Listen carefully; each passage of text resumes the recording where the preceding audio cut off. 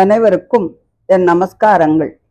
பிருது மன்னவன் பிரஜைகளுக்கு ஹிதோபதேசம் செய்தான் அப்படிங்கிறத நம்ம 21வது அத்தியாயத்துல பார்த்தோம். இந்த 22வது அத்தியாயத்துல சனத்குமாரர் பிருதுவுக்கு ஞானோபதேசம் பண்றத பத்தி சொல்றார். என்ன சொல்றாங்கிறத பார்க்கலாம். ஓம் நமோ பகவதே வாசுதேவாய. அத த்வாவிம்சோऽध्यायः. मैत्रेय उवाच जनेषु प्रगृणत्स्वेवं पृथुं प्रतुलविक्रमं तत्रोपजग्मुर्मुनयः चत्वारः सूर्यवर्चसः तांस्तु सिद्धेश्वरान् राजा व्योम्नो अवतरतोच्छिषा लोकान् अपापान् कुर्वत्या सानुकोचष्टलक्षितान् तद्दर्शनोद्गतान् प्राणान् प्रत्यादित्सुर्यवोत्थितः ससदस्यानुगो वैन्य इन्द्रियेषु गुणानिव गौरवात्यन्त्रितः सव्यः प्रश्रयान् अथ कन्दरः विधिवत् पूजयाञ्चक्रे गृहीताद्यर्हणासनान् तत्पादशौचसलिलैः मार्जितालकबन्धनः तत्र शीलवतां वृत्तम् आचरन् मानयन् इव हाटकाशनासीनान् सदिष्ण्येष्विव पावकान् श्रद्धा संयम संयुक्तः प्रीतप्राह भवाग्रजान् पृथुरुवाच अहो आचरितं किं मे मङ्गलं मङ्गलायनाः यस्य वो दर्शनं ह्यासीदे दुर्दर्शानां च योगिभिः किं तस्य दुर्लभतरम् इह लोके परत्र च यस्य विप्रा प्रसीदन्ति शिवो विष्णुश्च चानुगः नैव लक्षयते लोको लोकान् पर्यटतोऽपि यान् यथा सर्वदृशं सर्व आत्मानं येस्य हेतवः अधना अपि ते धन्याः साधवो गृहमेदिनः यद्गृहाह्यर्हवर्याम्बु तृणभूमीश्वरावराः व्यालालयद्रुमा वैतेऽपि अरिक्ता किल सम्पदः यद्गृहास्तीर्थपादीय पादतीर्थविवर्जिताः स्वागतं वो द्विजश्रेष्ठा यद्व्रतानि मुमुक्षवः चरन्ति श्रद्धया धीरा बालायेव बृहन्ति च कच्चिन्न कुशलं नाता इन्द्रियार्थार्थवेदिनां व्यसनावापये तस्मिन् पतितानां स्वकर्मभिः भवत्सु कुशलप्रश्न आत्मा रामेषु नेष्यते कुशला कुशलायत्र न सन्ति मदिवृत्तयः तदहं कृतविश्रम्भः सुहृदो वस्तपस्विनां सम्पृच्छे भवये तस्मिन् क्षेमः केनाञ्जसा भवेत् व्यक्तम् आत्मवतामात्मा भगवान् आत्मभावनः स्वानामनुग्रहाये मां सिद्धरूपी चरत्यजः मैत्रेय उवाच पृतोस्तत्सूक्तमाकर्ण्य सारं सुष्टुमितं मधु स्मयमान इव प्रीत्या कुमार प्रत्युवाचः सनत्कुमार उवाच साधु पृष्टं महाराज सर्वभूतहितात्मना भवता विदुषा चापि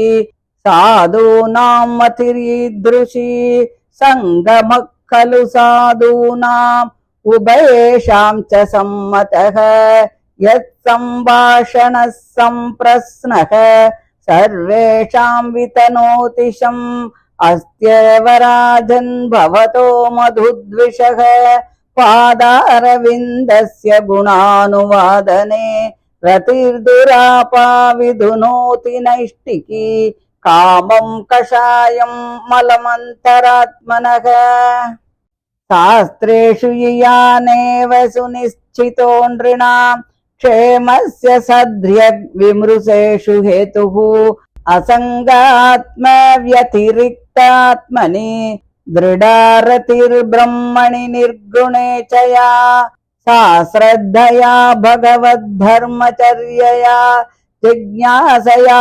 आध्यात्मिकयोगनिष्ठया योगेश्वरो उपासनया च नित्यं पुण्यश्रवकथया पुण्यया च अर्थेन्द्रियारामसगोष्ठ्यतृष्णया तत्सम्मतानाम् अपरिग्रहेण च विविक्तरुच्या परितोष आत्मन्ने विना हरेर्गुणपीयूषपाणात् अहिंसया पारमहंस्यचर्यया स्मृत्या मुकुन्दाचरिताग्र्यसीदुना यमैरकामैर्नियमैश्चाप्यनिन्दया निरीहया द्वन्द्वतितिक्षया च हरेर्मुहुस्तत्परकर्णपूर गुणाभिधानेन विजृम्भमाणया भक्त्या ह्यसङ्गः सदसत्यनात्मनि स्यान्निर्गुणे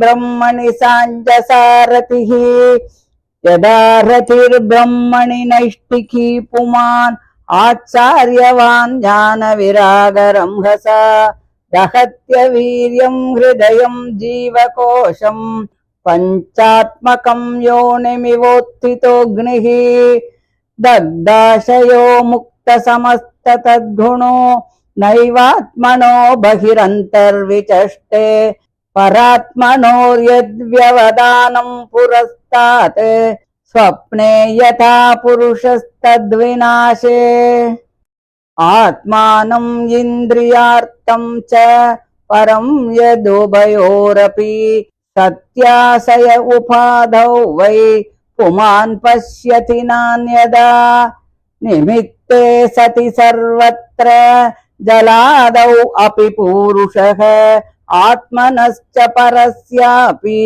विदां पश्यति नान्यदा इन्द्रियैर्विषयाकृष्टैः आक्षिप्तं ध्यायतां मनः चेतनां हरते बुद्धेः स्तम्भस्तोऽयम् इव ह्रदात् भ्रस्यत्यनुस्मृतिश्चित्तं ज्ञानभ्रंश स्मृतिक्षये तद्रोधं कवय प्राहुः आत्मापह्नवमात्मनः नातः परतरो लोके पुंसः स्वार्थव्यतिक्रमः यद्यन्यस्य प्रेयस्त्वम् आत्मनः स्वव्यतिक्रमात् अर्थेन्द्रियार्थ अभिध्यानं सर्वार्थापह्नवो नृणां भ्रंसितो ज्ञानविज्ञानात् येन विशति मुख्यतां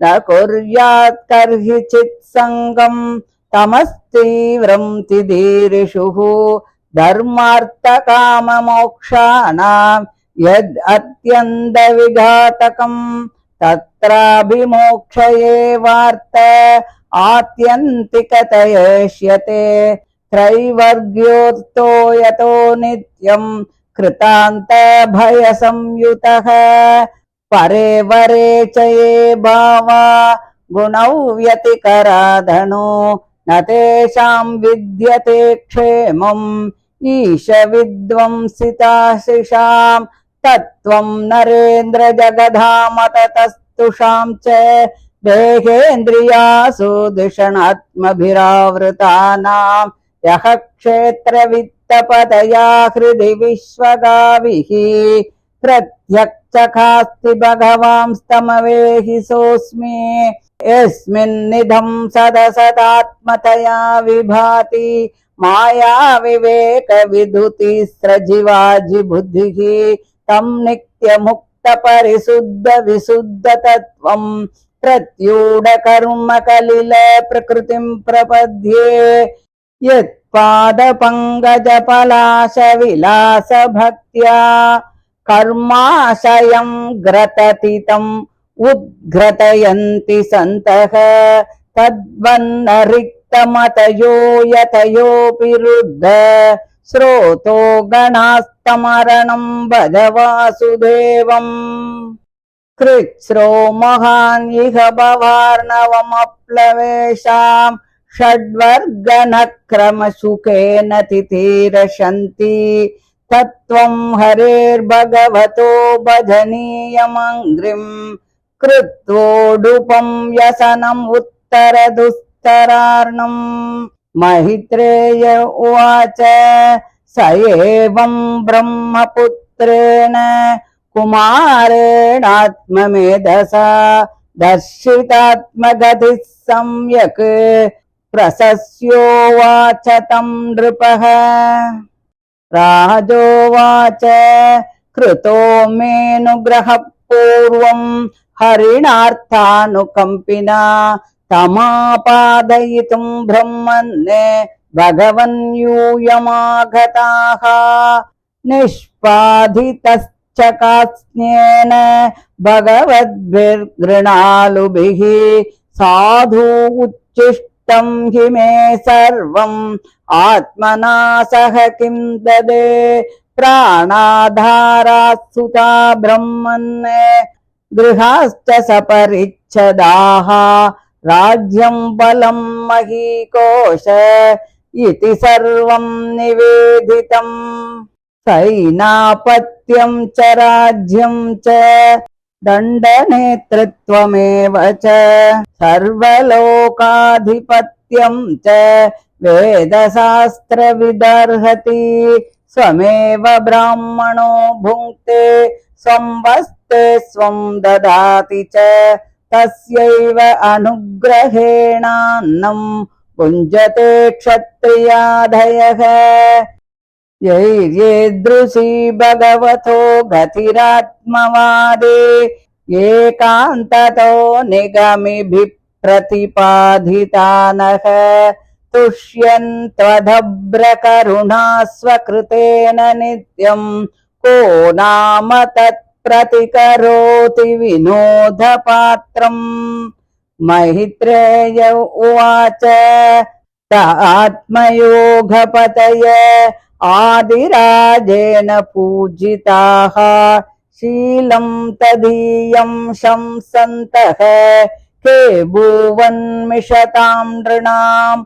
वैन्यस्तु दुर्यो महतां संस्थित्यात्मशिक्षया आप्तकामं इवात्मानं मेन आत्मन्यवस्थितः कर्माणि च यथा कालं यथा देशं यथा फलं यथोचितं यथा वित्तम् अकरोद् ब्रह्म सात्कृतं फलं ब्रह्मणि विन्यस्य निर्विषङ्गः समाहितः कर्माध्यक्षं च मन्वान आत्मानं प्रकृतिः परम् गृहेषु वर्तमानोऽपि स साम्राज्यश्रियान्वितः नासज्जतेन्द्रियार्थेषु निरहं मतिरर्कवत् एवम् अध्यात्मयोगेन कर्माणि अनुसमाचरन् पुत्रान् उत्पादयामास पञ्चार्चिष्यात्मसम्मतान् विजिता स्वं धूम्रकेशं हर्यक्षं द्रविणं वृकं सर्वेषां लोकपालानां तदारैक भृतुर्गुणान् गोपीताय जगत्सृष्टेः काले स्वे स्वे अच्युतात्मकः मनोवाक्वृत्तिभिः सौम्यैः गुणैः संरञ्जयन् प्रजाः राजेत्यदान्नामधेयं सोमराज इवापरः सूर्यवद् विसृजन् गृह्णन् प्रतपंश्च भुवो वसु दुर्दर्शस्तेजसेवाग्निः महेन्द्र इव दुर्जयः तिदिक्षया धरित्रीव द्यौरिवाभीष्टदो नृणाम् वर्षति स्म यथा कामम् पर्जन्य इव तर्पयन् समुद्र इव दुर्बोधः सत्त्वेनाचलराडिव धर्मराडिव शिक्षायाम् आश्चर्ये हिमवान् इव कुबेर इव कोशाढ्यः गुप्तार्थो वरुणो यथा मातरिष्वेव सर्वात्मा बलेन सह सौजसा अविषह्यतया देवो भगवान् भूतराडिव कन्दर्प इव सौन्दर्ये मनस्वी मृगराडिव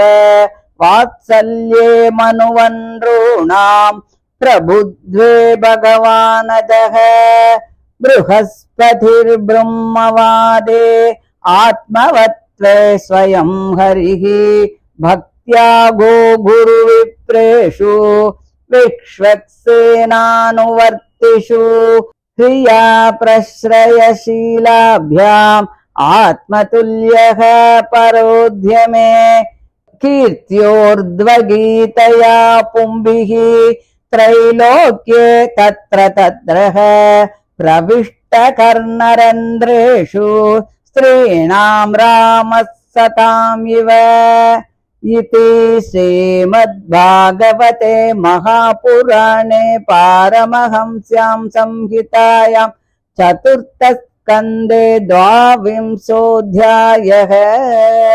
श्रीहरये नमः। श्रीहरये नमः। श्रीहरये नमः।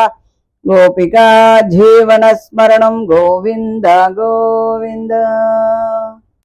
மைத்ரேயர் சொல்றார், அந்த பிருதுராஜன் இப்படி ஜனங்கள் கிட்டக்க சொல்லி கொண்டிருக்கும் போது சூரியனை போன்ற பிரகாசமுடைய 4 முனிவர்கள் அந்த இடத்துக்கு வந்து சேர்ந்தா. இவாள்லாம் சனகாதிகள் என்று அறியக்கூடிய சித்தேஸ்வரர்களான அந்த மகா முனிவர்கள் எல்லாம் ஆகாசத்திலேருந்து அவ இறங்கி வரும்போதே அந்த மன்னவன் அவளை பார்த்த உடனே ஜீவன் சப்தாதி விஷயங்களை எதிர்கொள்றது போல மிக்க மன விருப்பத்தோடு சபையில் உள்ளவர்களோடு எழுந்து நின்னா. மெய்மறந்து உடனே தலை வணங்கி அவளுக்கு அர்க்கியம் ஆசனம் எல்லாம் கொடுத்து அவளை விதிப்படி பூஜை செய்தான். அந்த முனிவர்களுடைய பாதங்களை எல்லாம் அலம்பி அந்த ஜலத்தை தன்னுடைய சிரசுல புரோட்சணை பண்ணிண்டான்.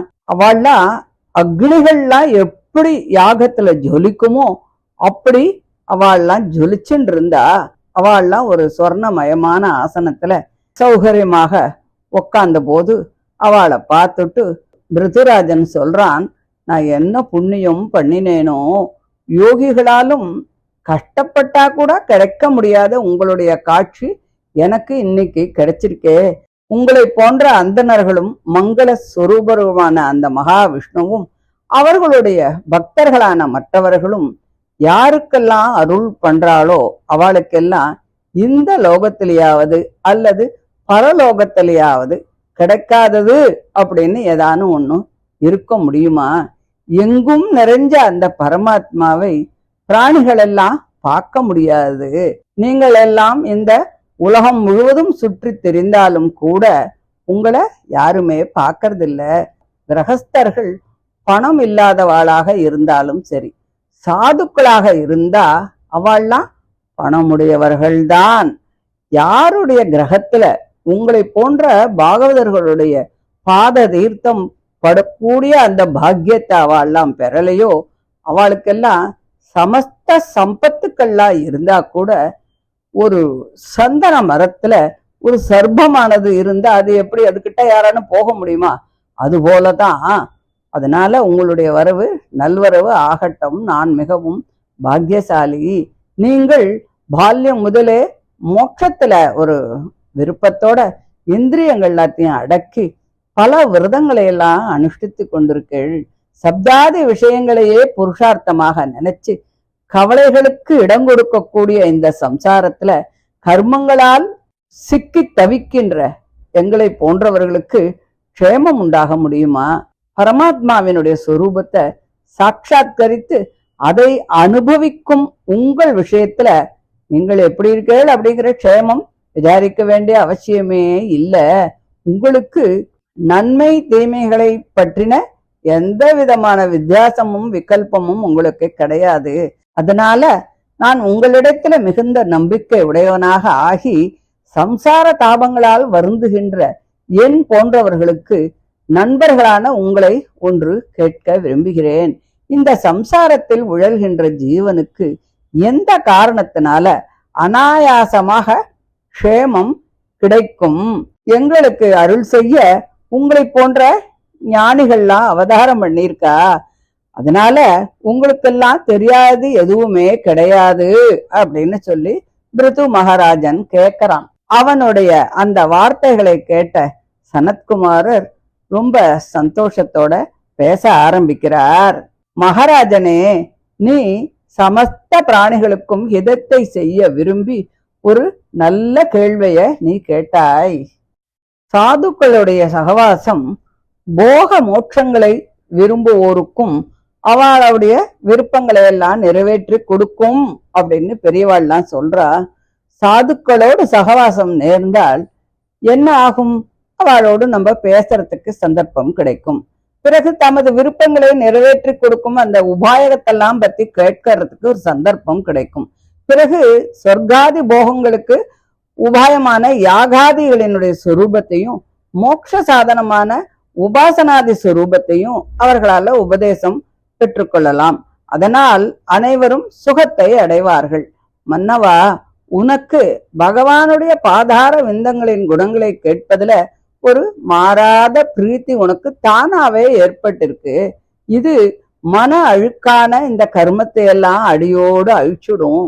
மனுஷர்களுக்கு மோட்சம் உண்டாகும் வழியை விவரத்தி சொல்லக்கூடிய சாஸ்திரங்கள்ல சத்வாதி குணங்கள் தீண்ட பெறாதவனும் அளவிட முடியாத சொரூப சுபாவங்கள் உடையவனுமாகிய அந்த பரமாத்மாவின் இடத்துல மாறாத பக்தியும் மற்றவைகளில் எந்தவித மனப்பற்றும் இல்லாமல் இருத்தல் ஆகிய இதுவே மோட்சத்தை நிறைவேற்றி கொடுக்கும் உபாயம் அப்படின்னு சொல்லி எல்லாரும் நிச்சயம் பண்ணிருக்கா. அந்த இரண்டும் எப்படி உண்டாகும்?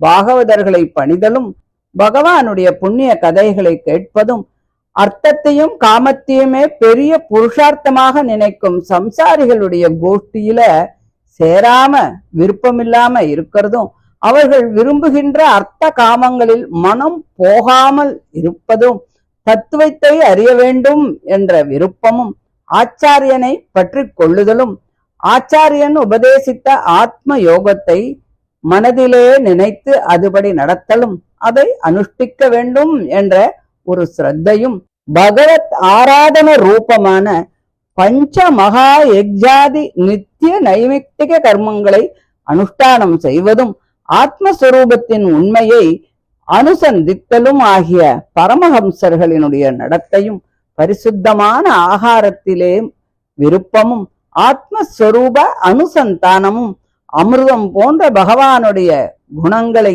தவிர வேறு எதனாலும் சந்தோஷம் அடையாமையும் பிராணிகளை ஹிம்சிக்காமல் இருத்தலும் பகவானுடைய சரித்திரங்களாகிற மேலான மதுவை பானம் செய்தலும் கண் காது முதலியவைகளை வேறு விஷயங்களில் போகாமல் தடுத்து பகவானிடத்திலேயே நிலைநிறுத்தி வைத்தலும் மற்ற புருஷார்த்தங்களையும் அவற்றின் உபாயங்களையும் கொஞ்சம் கூட நினைக்காமல் இருத்தலும் தேக தாரணத்திற்கு வேண்டிய செயலை தவிர மற்ற எந்த வகையான செயல்களிலும் மனசு போகாமல் இருத்தலும் சீத உஷ்ணாதிகளை பொறுத்து கொள்ளுதலும் செவிக்கு இன்பமான பகவானுடைய குணங்களையும் பாகவதர்களின் குணங்களையும் நெஞ்சார நினைத்து கொண்டு அதையே வாயார சொல்லி மேலும் மேலும் பக்தியை வளர்த்து கொள்ளுதலும் ஆகிய இவைகளால் பகவானிடத்தில் பரம பக்தியும் மற்ற விஷயங்களில் மனப்பற்றின்மை ஆகிய இந்த இரண்டு விஷயங்களும்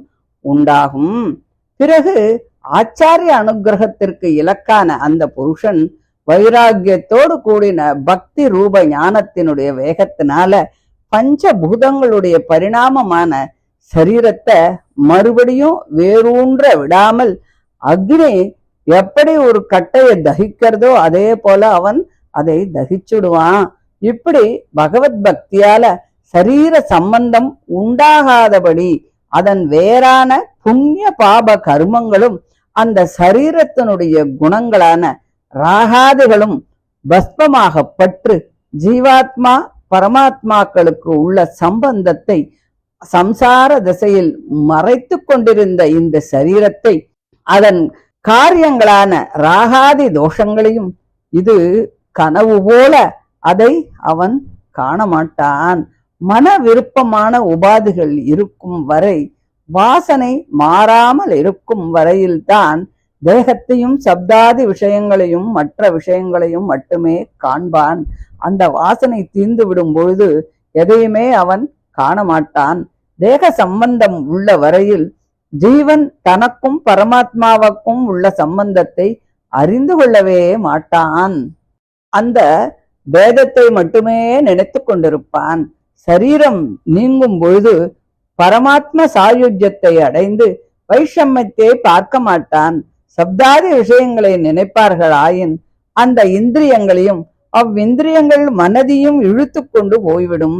ஏரிக்கரையில் முளைத்திருக்கும் புல் செடி முதலியவைகள் வேருடன் பிடுங்கப்பட்டு கரையை உறுதியற்றதாக ஆக்கி ஜலம் வெளியிலே பாய்வதற்கு இடமாவது போல சப்தாதி விஷயங்களில் சென்ற மனமானது வலிவு இழந்து அழிந்து போவதற்கு இடமாகும். பரமாத்ம உபாசனம் நழுவிவிடும். அதனால் மற்ற காலங்களில் பரமாத்மாவின் உருவத்தை சிந்திப்பதும் அழிந்துவிடும். உபாசனம் தடைபட்டால் ஆத்மஸ்வரூபத்தின் உண்மை அறிவும் தொலைந்து போகுமே. தன்னை தானே மறைத்து கொள்ளுதல் இதுதான் என்று பண்டிதர்கள் சொல்கிறார்கள். ஜீவன் பிரீத்திக்கு இடமான ஆத்மஸ்வரூபத்தை அறியாமல் சப்தாதி விஷயங்களையே பிரியமாக நினைத்தால் புருஷார்த்தம் கைவிட்டு போய்விடும். இது தவிர வேறு ஏதுமே இல்லை. இந்திரியங்கள் இயற்கையாகவே சப்தாத விஷயங்களில் ஈர்க்கப்படும் தன்மை உடையது. அவற்றை அடக்காமல் தாமே சப்தாதி விஷயங்களை ஆவலுடன் சிந்தித்துக் கொண்டிருந்தால் அவர்களுக்கு எப்படி நன்மை கிடைக்கும்? அவர்கள் ஞானத்தை இழந்து ஸ்தாவர ஜன்மத்தை தான் பெறுவார்கள். அனர்த்தங்களுக்கெல்லாம் இடமான அஞ்ஞானத்தை கடைக்க நினைக்கின்றவன் சப்தாதி விஷயங்களில் எந்த விதத்திலும் மனசை ஈடுபட செய்யக்கூடாது. அது தர்ம அர்த்த காம மோட்சங்களில் எதையும் கைகூட விடாமல் அடியோடு பாழ் செய்துவிடும். 4 புருஷார்த்தங்களில் மோட்சமே அழியாத புருஷார்த்தம் என்று அதையே விவேகிகள் விரும்புகின்றார்கள். மற்ற 3ம் அனித்தியங்கள், அழியக்கூடியவை.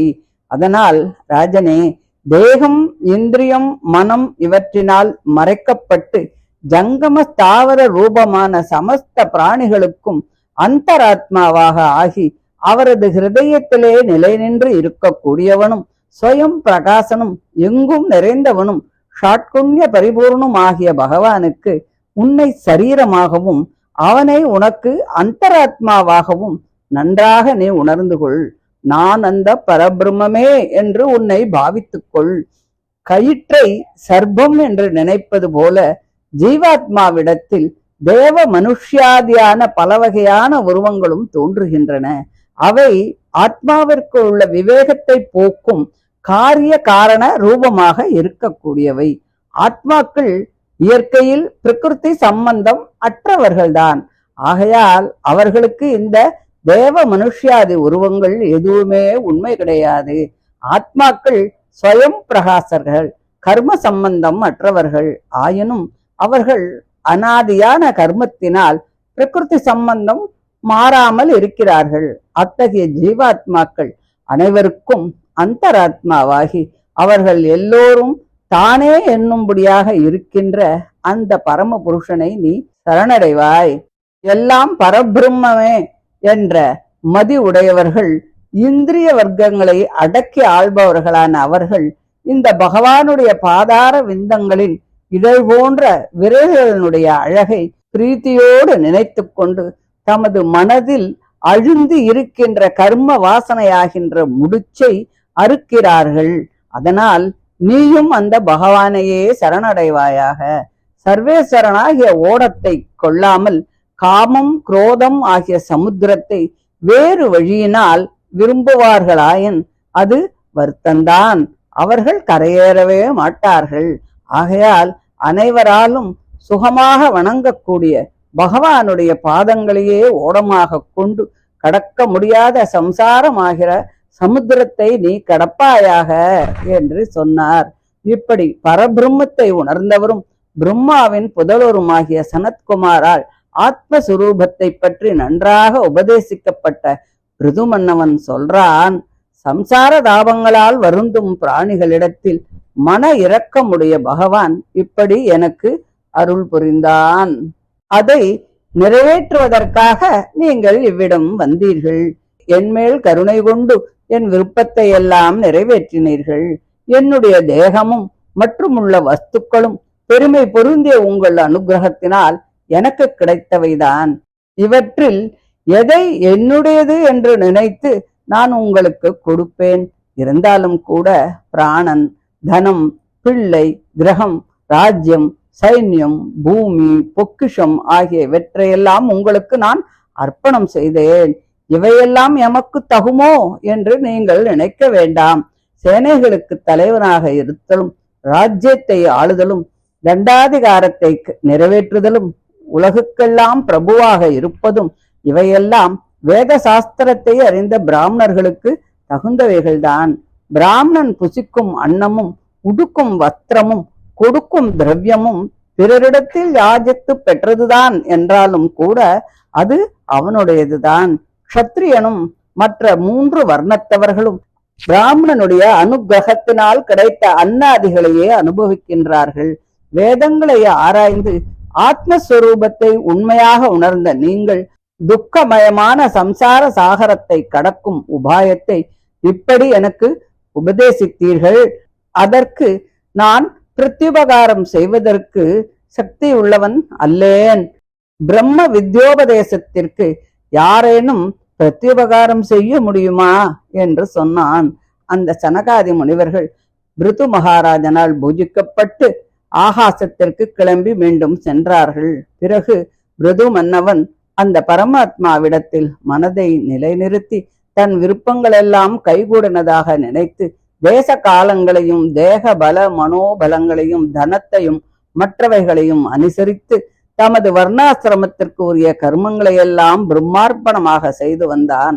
பலன்கள் எல்லாம் பரமபுருஷனுடைய அனுகிரகத்தினாலன்றி நமது செயல்களால் உண்டாகக்கூடியவை என்றும் நான் செய்கிறேன் என்றும் என்னுடையது என்றும் விளைகிற அபிமானங்கள் எல்லாம் பிரகிருதி சம்பந்தமானது. ஆத்மா பிரகிருதியை காட்டிலும் விலட்சணன் என்றும் நினைத்து பற்றில்லாமல் கர்மங்களை அவன் நடத்தி வந்தான். அந்த காம போகங்களுக்கு இடமான இல்லற வாழ்க்கையில் அவன் இருந்தாலும் கூட மகாராஜன் என்பதால் சமஸ்த சம்பத்துக்களும் அமைந்தவனாக இருந்தாலும் தேகாத்ம பிரம இன்றி சப்தாதி விஷயங்களில் மனசு ஈடுபடாமல் இருந்தான். அவன் பக்தி யோகத்தை நிறைவேற்ற விரும்பி தேச காலங்களை அனுசரித்து கொண்டு வர்ணாசிர தர்மங்களை பின்பற்றி அர்ச்சிஸ் என்கின்ற தன்னுடைய பாரிய இடத்தில் விஜிதாஸ்வன், தன்வகேச்சன், ஹர்யக்ஷன், திரவிணன், விருக்கன் என்ற 5 புதல்வர்களை பெற்றான். அவர்கள் எல்லோரும் அந்த மன்னவனுக்கு அனுகூலர்களாகவே இருந்தார்கள். பகவத் பக்தனான அந்த பிருதுராஜன் பரம புருஷனால் படைக்கப்பட்ட உலகங்களை பாதுகாப்பதற்காக அந்தந்த சமயத்திற்கு தகுந்தபடி அந்தந்த குணங்களை தன்னிடத்தில் ஏற்றுக்கொண்டான். அவன் மனோவாக் காரியங்களாலும் இனிய குணங்களாலும் பிரஜைகளை ஆனந்தப்படுத்திக் கொண்டு மற்றொரு சந்திரன் போல ஜொலித்துக் கொண்டு இருந்தான். சூரியன் பூமியிலிருந்து ஜலத்தை இழுப்பதும் விடுவதுமாக இருப்பது போல அவன் பிரஜைகளிடத்தில் கப்பம் வாங்குவதும் அதை அவர்களுக்கே உபயோகப்படுத்துவதுமாக இருந்தான். அவன் பிரஜைகளை நல்ல வழியில் நடத்தி அக்னியைப் போலும் மகேந்திரனைப் போலும் பிரகாசித்தான். பொறுமையில் பூமியையும் அபிஷ்டங்களை கொடுப்பதில் சொர்க்கத்தையும் நிகர்த்திருந்தான். பர்ஜன்யன் போல பிரஜைகளுக்கு அவரவர்களுடைய விருப்பத்தின்படி திருப்தியை விளைவித்துக் கொண்டிருந்தான். சமுத்திரம் போல் அளவிட முடியாமல் இருந்தான். சத்தியத்தில் மேருவைப் போலவும், பிரஜைகளை சிக்ஷிப்பதில் யமன் போலவும், ஐஸ்வர்யத்தில் இமய பர்வதம் போலவும் இருந்தான். குபேரன் போல் நிறைந்த பொக்கிஷமும், வருணன் போல் ஆலோசனையை வெளியிடாதவனும், வாயுவைப் போல் எங்கும் நிறைந்து தேகபலம், இந்திரிய பலம், தேக காந்தி ஆகியவளை உடையவனாக, ருத்ரனைப் போல பிறருக்கு பொறுக்க முடியாதவனாகவும், மன்மதனைப் போலவும் திவ்ய சுந்தரனும், சிம்மம் போல் தடையில்லாமல் சஞ்சரிக்க கூடியவனும், மனுவை போல பிரஜைகளிடத்தில் மிகுந்த வாத்சல்யமுடையவனாகவும், பிரம்மதேவனைப் போல உலகத்திற்கெல்லாம் பிரபுவாகவும், பிரகஸ்பதியைப் போல வேதங்களுக்கு பொருள் கூறும் திறமையுடையவனாகவும், ஸ்ரீ மகாவிஷ்ணுவை போல் சுதந்திரனுமாகவும் அவன் இருந்தான். பசுக்களிடத்திலும், குருக்களிடத்திலும், பிராமணர்களிடத்திலும், பகவானிடத்தில் பக்தியுடைய பெரியோர்களிடத்திலும் பக்தி, மரியாதை, ஒழுக்கம், வணக்கம் ஆகியவைகளும் உடையவனாகவும், பரோபகாரத்தில் தனக்கு நிகரில்லாதவனுமாகவும் இருந்தான். 3 லோகங்களிலும் ஆங்காங்கு உள்ளவர்கள் அனைவரும் அவனை புகழ்ந்து பாடிக்கொண்டு இருந்தார்கள். ராமன் சத்புருஷர்களின் செவிகளில் நுழைந்திருப்பது போல அந்த மன்னவன் ஒன்றும் அறியாத மாதர்கள் செவிகளிலும் கூட நுழைந்திருந்தான் என்று சொல்லி இந்த 22வது அத்தியாயத்தை முடிக்கிறார். இதை தொடர்ந்து இந்த பிருதுராஜன் விமானத்துல ஏறிண்டு வைகுண்டத்துக்கு போறத பத்தி அடுத்த 23வது அத்தியாயத்துல பார்க்கலாம். தேங்க்யூ.